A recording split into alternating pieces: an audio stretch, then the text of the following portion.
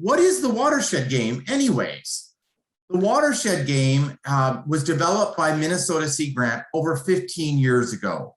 And it is an interactive simulation that guides participants through building their understanding about watershed management and how the way that we use the landscape affects water quality and water resources. The Watershed Game is an interactive activity as demonstrated by the pictures that you see here. It is meant to gather a group of participants around the game board to run through this simulation. Why did we develop the Watershed Game? When we started thinking about the challenges we were encountering, talking to community citizens and stakeholders and decision makers about watershed management and the issues and the challenges we were seeing with water quality specifically, we encountered some barriers to having good discussion with stakeholders. We found stakeholders protecting their turf, pointing fingers at other people as the sources of the problem. And overall, we observed a lack of understanding about the effects of land use on water quality. Well, we turned our efforts to looking at games. Why do simulations and games work so well? We have a lot of fun when we play games. When we looked at the research and we looked at our experience using games, they work because these are role-playing exercises. They are fun. They're adaptable to a variety of levels of interest and age. They often work in a small amount of time. Everyone's involved. They're interactive. So all these traits of games expressed traits that we could incorporate into what we developed with the Watershed Game. What we know works is small group situations where people get to know each other. They have a social component, but they also can strategize about bargaining for shared purpose to try to reach the end of the game, the goal of the game. And often that includes a bit of education, but also teamwork. So the Watershed Game in a nutshell, how does it work?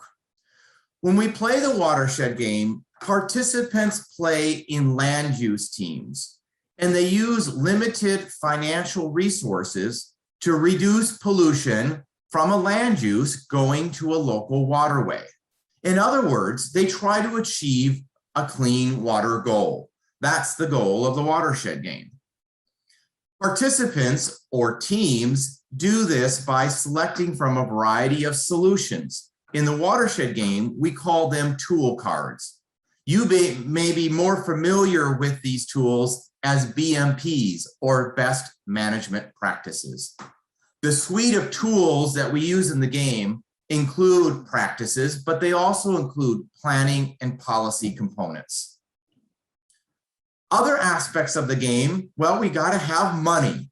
The teams work with Watershed Game money or other units of money, and they have to balance their choices of these tools with their available budget. Another aspect of the game is that participants get to experience, as a surprise, unanticipated events that might happen in their community, such as a flood. So they sometimes don't see these unanticipated events coming, but they discover that sometimes these impact our work towards the clean water goal. During the last part of the game, what participants discover in their land uses is they cannot achieve the goal of the game, the clean water goal, without collectively working together across land uses.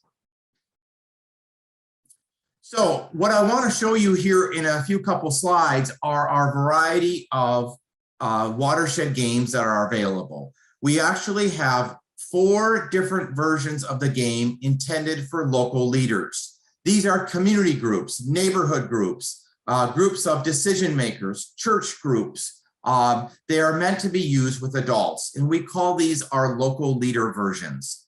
And there are 4 different models available to be used with local leaders. they represent different water resources.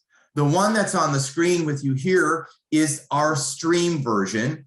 One of the things that you can see here is the watershed boundary depicted by this green dashed line.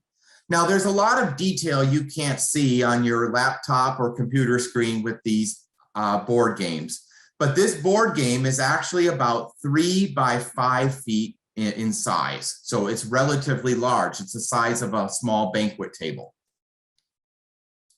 Another model of the local leader version is the lake model. This is meant to represent a typical lake with land uses that surround that lake, including agriculture, farmland, parks and cabins, residential, and a small city.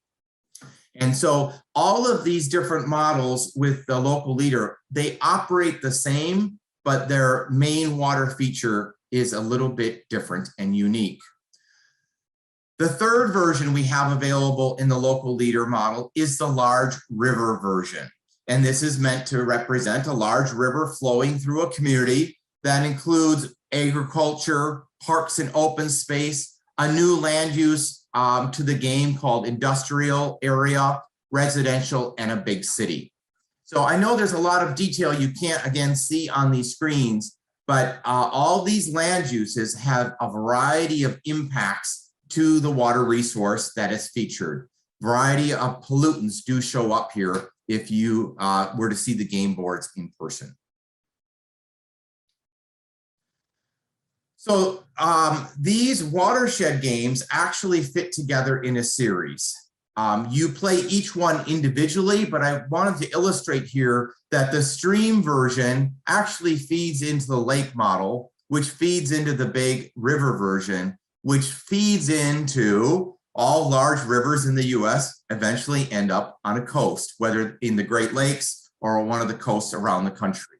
And so our newest game board to our suite is the coast model, representing a fresh or saltwater estuary along our coasts. The classroom version of the game has been adapted to be used in both formal education settings for K through 12, but also other informal settings like with a 4-H group or some other group with youth, perhaps at a field day. Some of the game features that we use during the game is all the land uses play simultaneously together. They're trying to achieve this clean water goal, but representing their small land use. And again, they choose between these tool cards, trying to balance their money, the Watershed Game money, which is very similar to Monopoly money, and they have to weigh their cost benefit. Again, what these teams are trying to do is to achieve this clean water goal.